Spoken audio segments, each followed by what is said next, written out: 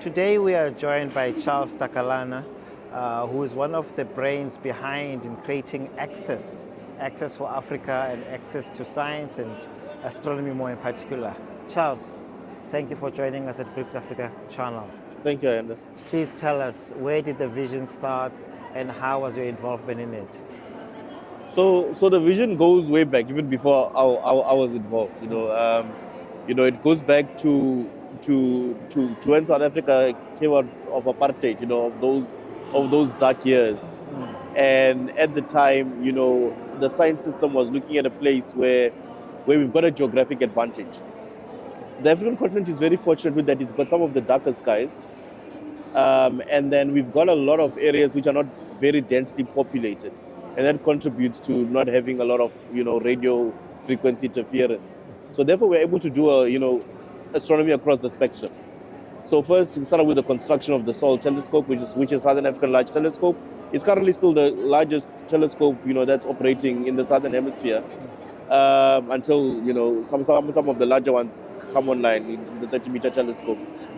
And then later on, we then started this endeavor to build, one of the largest radio telescopes in the world, which is now in the form of the Mpho telescope, and later, will now become SKO. So it's been a combination of things happening, and with all of this, we've also contributed to human capital development. Investing in having more and more astronomers. It started at a point where we had tens of astronomers, and now we've got hundreds of astronomers, not just in South Africa, but across the continent. And it's been a thing that as South Africa grew in astronomy, the rest of the continent came along.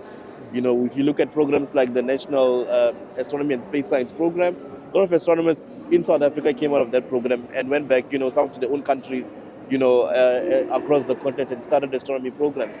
And all of this, justified the case when we bid to host this IAU General Assembly, which is the International Astronomical Union. So just for context, the International Astronomical Union is the body for astronomy globally. And basically, they do the big astronomy decisions. This way astronomy comes to be discussed and brings people together, and all of these astronomy ideas are shared. And one of the outcomes that everyone might know about was, the demotion of Pluto from being a planet to being a dwarf planet. Those are some of the decisions that happens, in this sort of meeting. So the IAU is over 100 years old, and in those 100 years, there'd never been, this meeting on the African continent. And I think that our case was made to host this meeting based on all the developments that we've had, in astronomy, as I pointed out. And we find ourselves in this moment being, the first African country to host this meeting. But even when we put the bid to host, this IAU General Assembly, the bid was not to host it in Cape Town, it was not to host it in South Africa, but it was made on behalf of the African continent. We had support from organizations across the continent, and now we found ourselves winning the bid in 2018, and now in 2024 we find ourselves, in this beautiful venue at the Cape Town National Convention Center having this discussion. Sure. Yeah. And what would you say with all the investments? There are people who will be arguing that are we not over-investing in this, and yet we still have communities and nations still living below the $4 bread line? Yeah. Look, that is definitely a thing. But people need to look at doing science, and in particular as well, doing astronomy with a different lens. You look at the world that we live in today. All of us enjoy, the joys of things like Wi-Fi. We enjoy the joys of cell phones with high resolution cameras and all of that. And all of those things would not have been possible without astronomy. Sure. Astronomy pushes the boundaries of what we can do in science. And as we push the boundaries of what we can do in the science, we push the ability of what of what humanity can achieve for the benefit of sort of everyone. We've got Wi-Fi now. We can connect. We can connect. We are looking to get everyone in the continent connected, and Wi-Fi is one of those biggest contributors to that. We look at things such as MRI, for example, contributing in the medical field. Astronomy, was one of the fields that contributed to those developments. So I think, investing in things like astronomy is the way that we can push the development, not just of technology, but also the development, in terms of the boundaries of humanity. We can push those barriers out even further. No, I do understand the point. I mean, it's almost like some communities in South Africa started without a phone, Yeah. and they jump right into a smartphone, Yeah. which can assist kids whose parents are working Yeah. in terms of studying and all the information and getting into online. Yeah. That's very important. But what I want us to talk about is what is the effort of increasing the numbers of young people in the knowledge economy? And Yeah. I'm sure this is part of the programs that you guys do. Exactly. We don't want everyone to become astronomers. Sure. Because not everyone can become astronomers. But there are things that enable astronomy to happen. With like engineers, and with engineers, there are various other aspects of development that they also contribute to. I mean, if you look today, we've had hundreds of learners from different schools come here to this venue, and they've been able to engage with astronomers. Who knows, maybe 10, 20 years from now, one of those kids that are here also going to be an astronomer, because they were able to sort of have the opportunity to come here. And that's what we sort of want for like every young person. And yes, some of them will not become astronomers, but others will become an accountant that's going to help that's going to contribute towards the construction of whatever next generation instrument is going to need. We need someone to do the budgeting. You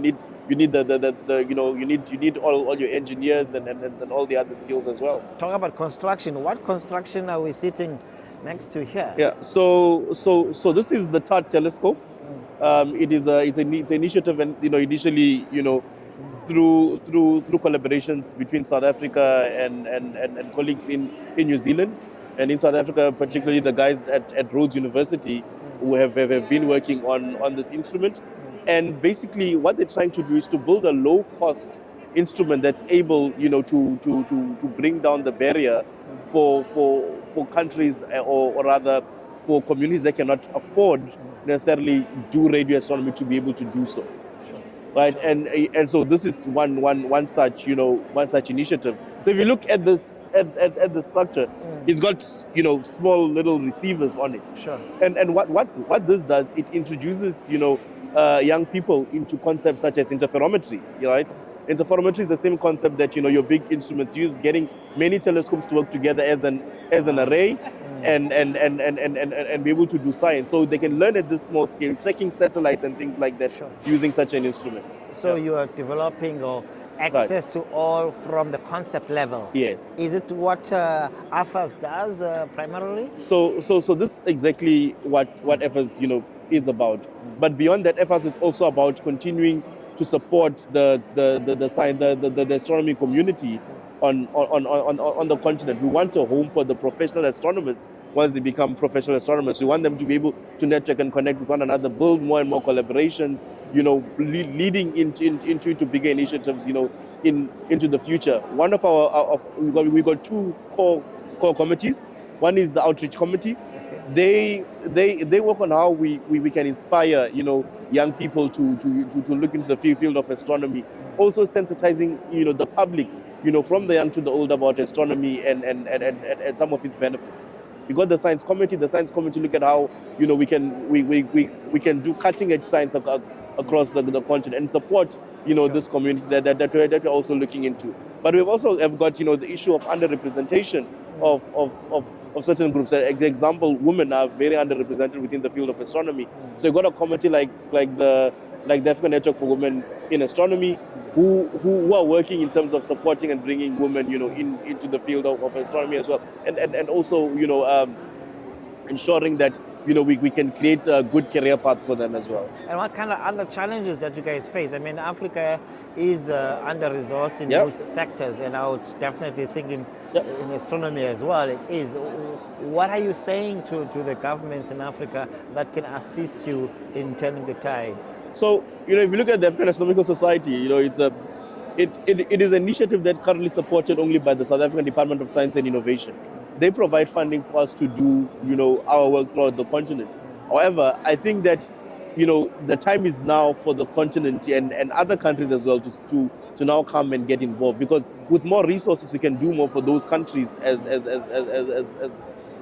well. We want to take, be able to reach all the unreached communities. Sure. You know, if you look at the United States, for example, they've as a country alone, they've got over 3,000 astronomers. You know, you look at the African continent, the continent as a whole just has around 400 to 500 astronomers. We need to be able to now push harder and grow this community. Because if you look at the countries that have invested in doing science, they're the countries that are, you know, further much developed as compared to countries in this thing in Africa. And was in investing, you know, in things like astronomy. I mean, if you look at the US, for example, they invested in NASA, you know, which launches all these space telescopes. They want to do cutting edge science. They're doing that. They push the boundaries and are able to benefit from the spin-offs of that. And that is how, you know, African governments as well should be looking at the science of astronomy. I mean, we do as Africa have the Agenda 2063. Are you guys contributing to that agenda? Has the AU said anything? Look, we try as much as possible to engage with you know, with our policymakers, and our doors are always open to, you know, to those discussions. In fact, it's one of the core reasons why the African Astronomical Society, you know, exists, so that we can be that interface between the governments and the scientific community as well, so that we know what the policymakers are looking for and what the scientists are looking for, and maybe we can find that middle ground between the two for them to work together, you know, for the benefit of the continent. Sure. So I'm sure you must be happy with all of this exhibition and this coming together. You definitely will share with us what is your message to the world, that they've seen what Africa can produce. Yeah, clearly, you know, we've demonstrated now that, you know, South Africa demonstrated, Africa demonstrated we can build the infrastructure. Now we've demonstrated that we've got the ability to host scientific communities and bring them together, you know, and have nice big meetings like this. Sure. What we're looking for most, and, you know, what I've seen over the years with the African Astronomical Society, it would not have been possible without collaboration.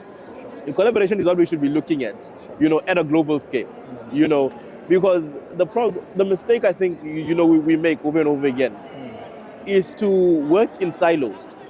And working in silos doesn't really move people anywhere. Sure. Working in silos also, you know, result in people doing the same thing other people are doing and repeating the same mistakes that people are doing. Sure. If we come together and collaborate, we learn together, we make the mistakes together, and we grow together. Cool. Charles, thank you so much for joining us on Bricks Africa channel. We really appreciate that. Thank you. Yeah.